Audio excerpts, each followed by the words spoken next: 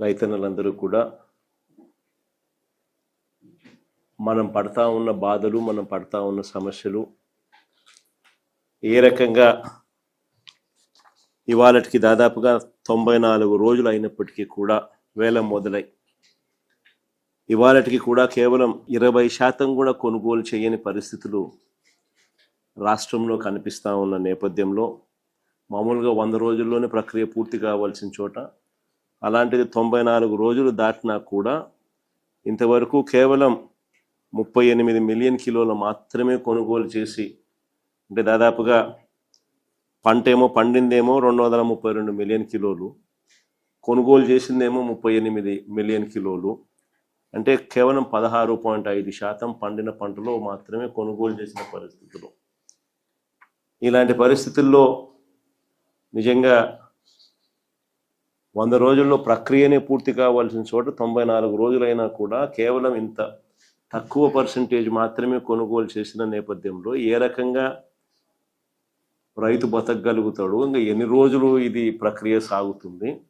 దాని అర్థం ఏమిటి అని అంటే మళ్ళా కర్ణాటకలో మళ్ళా సుబాడన చెప్పినట్టు సెప్టెంబర్లో మళ్ళీ అక్కడ స్టార్ట్ అయినప్పుడు మళ్ళా సగం మంది ట్రేడర్లు న్యాచురల్గా అటువైపునకి మళ్ళీపోయే పరిస్థితి న్యాచురల్గా వస్తుంది. కాబట్టి అంతంత ఫుల్ స్టాప్ పెట్టే కార్యక్రమమే జరుగుతుంది. సో మన దగ్గర ఇంకా పంట కొనుగోలు చేసే కార్యక్రమం కూడా జరగని పరిస్థితి ఉంటుందన్న భయాందోళన మధ్య ఈరోజు మన గోడు వెలిపించుకుంటా ఉన్నాం.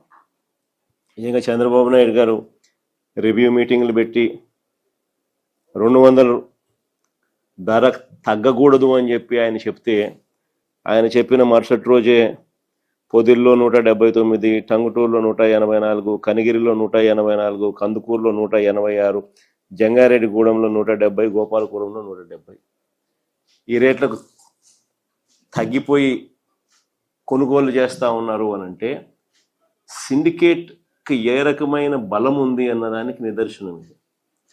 నిజంగా మొట్టమొదటిసారిగా అసలు టొబాకో బోర్డు ఎందుకు పెట్టినారు?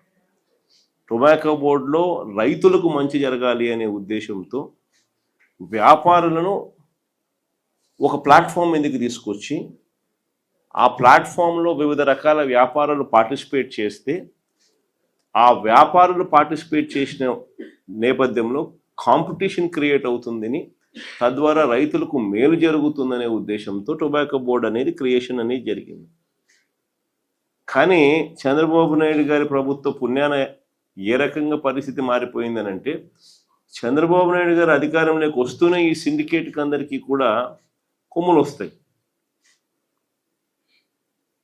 సిండికేట్ మొత్తం ఏకమయ్యి చంద్రబాబు నాయుడు చెప్పేది మాత్రం చెప్తా ఉంటాడు, మనం చేసేది మనం చేస్తూ ఉంటాం అనే ధైర్యము ఈ పంటే కాదు, ఆక్వా పంటకైనా అంతే, ఈ పంటకైనా అంతే, ఏ పంట అయినా అంతే.